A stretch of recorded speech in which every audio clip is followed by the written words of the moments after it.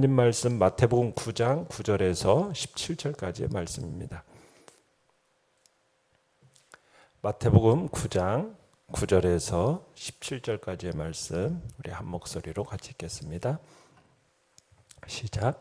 예수께서 그곳을 떠나 지나가시다가 마태라 하는 사람이 세관에 앉아 있는 것을 보시고 이르시되 나를 따르라 하시니 일어나 따르니라. 예수께서 마태의 집에서 앉아 음식을 잡수실 때에 많은 세리와 죄인들이 와서 예수와 그의 제자들과 함께 앉았더니 바리새인들이 보고 그의 제자들에게 이르되 어찌하여 너희 선생은 세리와 죄인들과 함께 잡수시느냐. 예수께서 들으시고 이르시되 건강한 자에게는 의사가 쓸데없고 병든 자에게라야 쓸데있느니라. 너희는 가서 내가 긍휼을 원하고 제사를 원하지 아니하노라 하신 뜻이 무엇인지 배우라. 나는 의인을 부르러 온 것이 아니요 죄인을 부르러 왔노라 하시니라. 그때 요한의 제자들이 예수께 나와 이르되 우리와 바리새인들은 금식하는데 어찌하여 당신의 제자들은 금식하지 아니하나이까. 예수께서 그들에게 이르시되 혼인집 손님들이 신랑과 함께 있을 동안에 슬퍼할 수 있느냐. 그러나 신랑을 빼앗길 날이 이르리니 그때에는 금식할 것이니라. 생배 조각을 낡은 옷에 붙이는 자가 없나니 이는 기운 것이 그 옷을 당겨 헤어짐이 더하게 됨이요 새 포도주를 낡은 가죽 부대에 넣지 아니하나니 그렇게 하면 부대가 터져 포도주도 쏟아지고 부대도 버리게 됨이라. 새 포도주는 새 부대에 넣어야 둘이 다 보존되느니라. 아멘. 오늘 말씀의 제목은 경건의 모양 대 경건의 능력이라는 제목으로 말씀을 나눕니다. 폭풍의 바다를 잠잠케 하신 예수님께서 가다라 지방에서 귀신 들린 자에게서 악한 영을 쫓아내셨죠. 이것은 예수님께서 보이는 세계뿐만이 아니라 보이지 않는 세계도 다스리는 통치자라는 것을 보여준 것이었습니다. 그러면서 이런 권세가 결국 예수님이 바로 하나님의 아들이라는 그런 신분에서 나온다라는 것을 보게 되었죠. 그러나 예수님께서 하나님의 아들로서 가지신 그 권세의 가장 독특한 내용은 무엇이었습니까? 그것은 우리가 어제 봤던 죄인의 죄를 용서하는, 사하여 주시는 권세였습니다. 죽은 중풍병자에게 예수님께서 작은 자야 안심하라 내 죄사함을 받으느니라 이를 선언하실 수 있는 죄사함의 권세, 이게 이제 하나님의 아들의 권세 중에서도 가장 독특한 내용이었던 겁니다. 그러면서 이제 오늘 말씀은 그 예수님의 죄사함의 권세에 대해서 더 깊이 구체적으로 설명을 하고 있습니다. 자, 내용 관찰 문제 1번을 보시면 예수님이 세관에 앉아있는 마태를 부르시자 마태는 어떻게 반응했습니까? 자, 9절에 가보시면 예수님께서 본 동네 가버나움에서 이제 중풍병자를 고치신 후에 그곳을 떠나 지나가시다가 마태라 하는 사람이 세관에 앉은 걸 보셨습니다. 그리고는 나를 따르라 이렇게 하셨죠.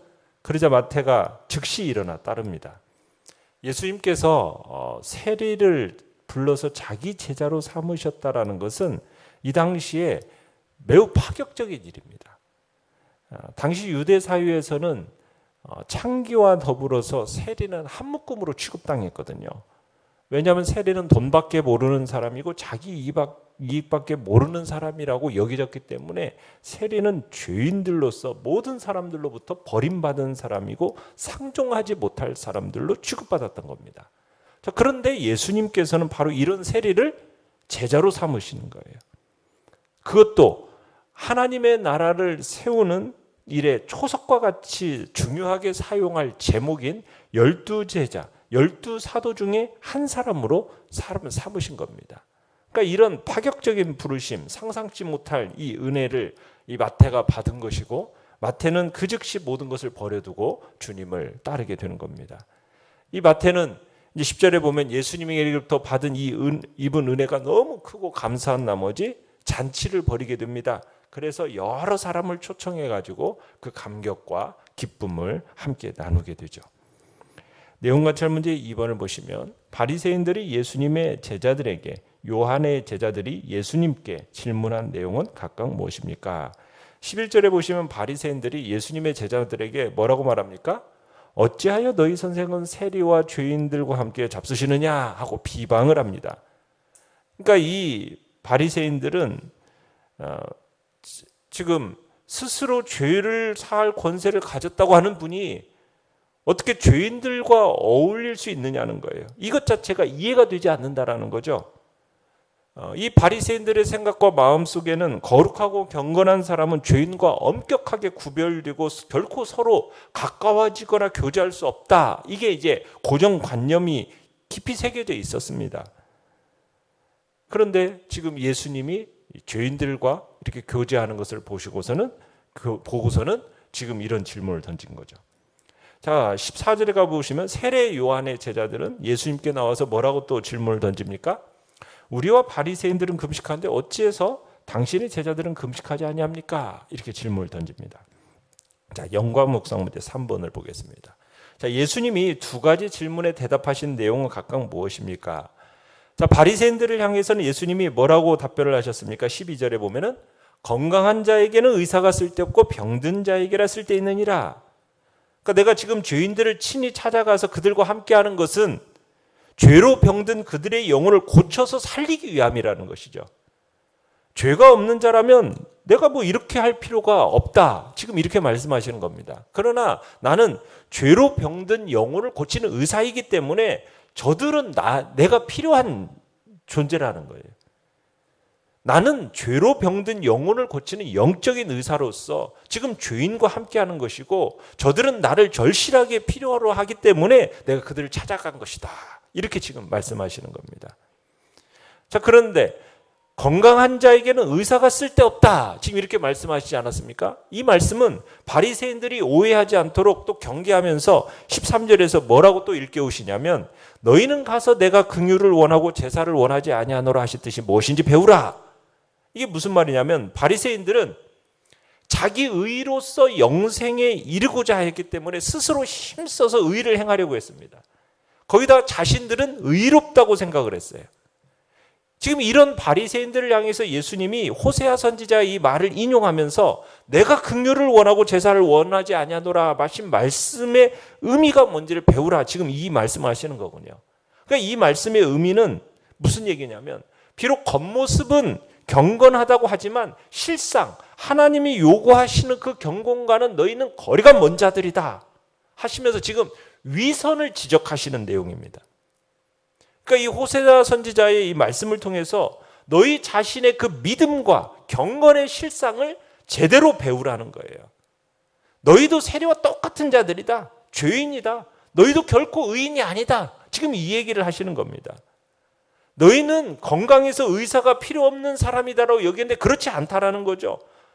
너희도 죄인이라는 거예요.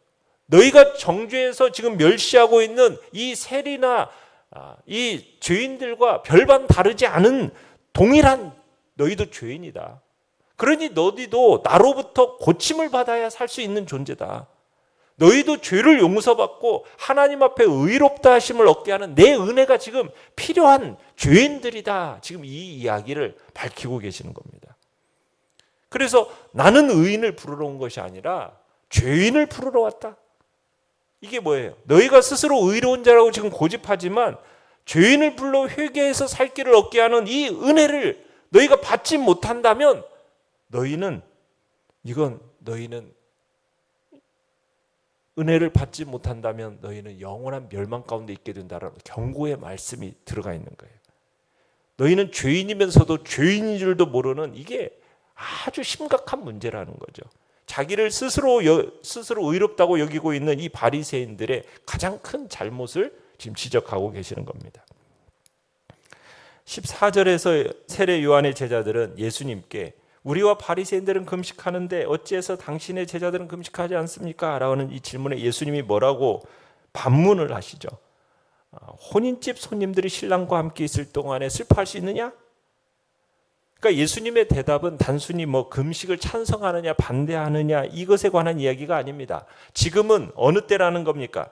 신랑이 혼인잔치를 위해 함께 있는 때라는 거예요. 지금 이 사실을 강조하고 있는 겁니다. 그러니까 세례 요한은 친히 예수님에 대해서 증거했어요. 뭐라고 증거했습니까? 이스라엘의 지금 신령한 잔치를 위해서 잔치의 주인공이신 신랑 그리스도께서 오셨다. 지금 이것을 세례 요한은 증거했거든요. 그래서 세례 요한은 자신은 그의 오심을 맞는 그 기쁨으로 충만했다라고 얘기를 했어요. 그런데 이 세례 요한의 제자들은 이 선생의 가르친 뜻을 제대로 이해하지를 못했던 겁니다. 지금 수백 수천 년간 기다려왔던 그 죄사함의 은혜, 성령의 은혜의 시대, 지금 이 시대를 지금 그들의 목전에 베푸셨지만, 그리스도를 보았지만, 지금 이들은 여전히 금식해야 할 시대가 끝나지 않은 것으로 지금 믿었던 겁니다. 아직 이스라엘의 영적 잔치의 시대가 이르지 않은 것으로 착각한 거예요. 그래서 예수님께 왜 당신의 제자들은 금식하지 않습니까? 라고 질문을 던진 거거든요. 그러니까 예수님이 혼인집 손님들이 신랑과 함께 있을 동안에 슬퍼할 수 있는 거냐? 이렇게 반문하시면서 지금 저들에게 한 가지 중요한 내용을 일깨우고자 하신 거예요. 그건 뭐예요? 너희는 지금 하나님의 아들이 이 땅에 와서 지금 죄사함의 권세를 지금 베풀면서 죄인들에게 죄를 사하는 이 일이 벌어지고 있는데, 지금 이 뜻이 무슨 일인지를 너희가 모르느냐? 죄로 병든 이 영혼이 고침을 받아서 온전케 되고 그 죄인들이 기뻐하는 이 일이 일어나는데, 지금 너희들은 이 일이 지금 무슨 일인지, 이게 무슨 의미인지 너희들은 모르느냐? 지금 이렇게 질문을 던지고 계시는 거예요. 그러니까 하나님께서 약속하신 영적 잔치의 주인공 메시아가 지금 이미 왔는데, 신령한 잔치가 이미 시작이 되었는데, 이 신령한 잔치의 진정한 주인공인 하나님의 아들 메시아가 지금 와서 죄인들을 용서하고 지금 구원하는 은혜가 이미 시작이 되었는데, 너희는 어찌해서 이 기쁨을 이해하지 못하느냐? 지금 이들을 책망하시는 겁니다. 그러면서 이제 이스라엘은 지금 죄사함의 은혜, 죄사함의 시대, 은혜의 기쁨의 시대 시작된 것을 지금 모르는 것. 왜 모를까? 이게요, 죄사함과 이 은혜의 기쁨의 시대가 도래했는데도 지금 모르는 이유는 지금 이런 일들이 이루어지는 지금의 시대와 지금이 자기들이 생각하는 것과는 너무 간격이 큰 거예요. 그러면서 이제 비유를 드시는 게 16절에서 그런 비유를 드시는 거죠. 마치 생배 조각을 낡은 옷에 붙이면 그것이 오히려 낡은 옷을 더 찢어서 상하게 만드는 것과 같다. 17절에 그것은 마치 새 포도주를 낡은 포도주 부대에 담으면 그 부대를 터뜨리고 마는 것과 같다. 이 얘기는 죄사함의 은혜와 그 기쁨에 임한 이 시대의 새로움이라는 것은 너무나 특별한 것이어서 옛 시대의 틀, 이 옛 시대의 틀로는 이거는 도저히 담아낼 수가 없다라는 거예요. 이 새롭고 놀라운 이 은혜의 기쁨을 이 옛 시대의 틀로서는 담아낼 수가 없는 거라고 밝히고 있는 거죠. 그러니까 이 새로움이라는 것이 지금 이들에게 걸림돌이 된 것은 지금 그들이 기대한 것과는 너무나 다른 모습으로 성취되었기 때문에 지금 이들에게 걸림돌이 된 거거든요. 그러면서 새 포도주는 어디에 담아야 된다고요? 새 부대에 담아야 둘이 다 보존되는 거다. 이 죄사함의 은혜, 이 기쁨의 새 시대가 이제 도래했으니 이제 새 시대의 은혜와 기쁨을 담기 위해서는 새 부대가 필요하다. 새 시대를 맞는 새 틀이 필요하다.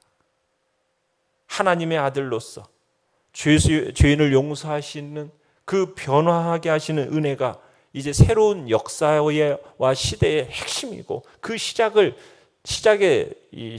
뜻한다고 지금 알리고 계시는 거예요. 이전에 그 어느 시대와 그 어떤 일과 역사로도 담을 수 없는 그 새롭고 풍성하고 깊고 광범위한 그 새로운 시대가 지금 시작되었다. 지금 이 이야기를 지금 하고 있는 거죠. 느낀 점 4번입니다. 당시에 멸시받던 사람들과 함께 식사하신 예수님을 보며 무엇을 느낍니까? 참 어떤 죄인일지라도 예수 그리스도 안에서는 동등한 성도의 특권을 지니게 된다라는 것을 우리가 느끼게 됩니다. 그러니까 사회에서 어떤 처지에 있든지 간에 예수님을 나의 왕이요 나의 주로 영접하면은 어느 누구든지 이런 특권을 얻고 누리게 되는 겁니다.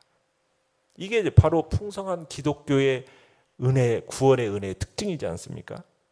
전날 사회에서 손가락질 받던 사람이라 할지라도요, 예수 그리스도를 나의 주요 왕으로서 모시면은 고귀한 하나님의 자녀가 되는 것이고 하나님의 백성의 특권을 지닌 존재가 되는 겁니다. 그렇기 때문에 어떻게 저런 사람이 예수님을 믿고 어떻게 성도가 될 수 있는가? 여러분, 이렇게 비판하거나 차별을 한다는 생각을 버려야 되는 거죠. 그 비판과 차별 의식은 마치 바리새인들이 주님의 처사를 공격하는 행위나 다를 바가 없는 거거든요. 그러니까 우리는 빈부귀천을 초월해서 누구나 다 하나님 앞에서 지옥 갈 죄인들이었어요.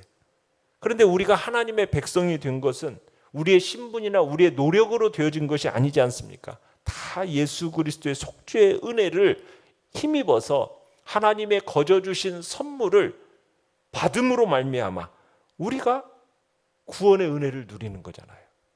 그런데 누군가를 우리가 업신여긴다? 그것은 바로 하나님과 그리스도의 은혜를 깔보는 행위인 거죠. 그래서 나도 그렇고 다른 성도도 그렇고 다 동일한 하나님의 은혜와 사랑을 받는 귀한 존재라고 여기면서 우리 모두가 천국 유업을 다 같이 누릴 동등한 가족이라는 그 의식을 가지고 우리가 서로를 대해야겠다는 얘기입니다. 우리가 결코 누구를 차별하거나 누구를 비판하는 어리석은 자리에 있어서는 안 되는 것이죠. 우리는 서로가 한 가족이고 참으로 신분과 어떤 그 이전의 모습을 가지고 함부로 그 사람을 판단해서는 안 됩니다. 우리는 이제 무엇만 바라보는 겁니까? 예수 그리스도를 믿음으로 말미암아 그분을 나의 왕, 나의 주로 모신 사람이라면 그 누구든 그분은 하나님의 백성이요 하나님의 자녀로서 우리와 동일한 천국의 유업을 받고 함께 동일한 특권을 누리는 복된 존재라는 것 우리가 항상 인정하면서 우리의 마음속에 어떤 사람도 차별하거나 비판하는 어리석은 자리에 우리가 서지 않아야 되겠습니다. 결단과 적용 5번입니다. 나는 진정한 경건의 능력을 드러내고 있습니까? 경건의 모양을 갖추는 데에만 몰두하고 있진 않습니까? 하나님은 모든 사람을 사랑하시며 어떤 사람이라도 변화시키십니다. 내가 따뜻한 관심을 보여주고 교제하며 주님의 사랑을 전해야 할 사람은 누구입니까? 주님 앞에서 또 돌아보시면서 기도하고 복음 전해야 할 사람 또 우리가 또 주님 앞에 생각하며 나가길 바랍니다. 오늘의 기도 같이 읽겠습니다. 시작. 주님과 함께 이웃과 함께 진실하게 교제하며 경건의 능력을 나타내는 하루가 되게 하소서. 아멘.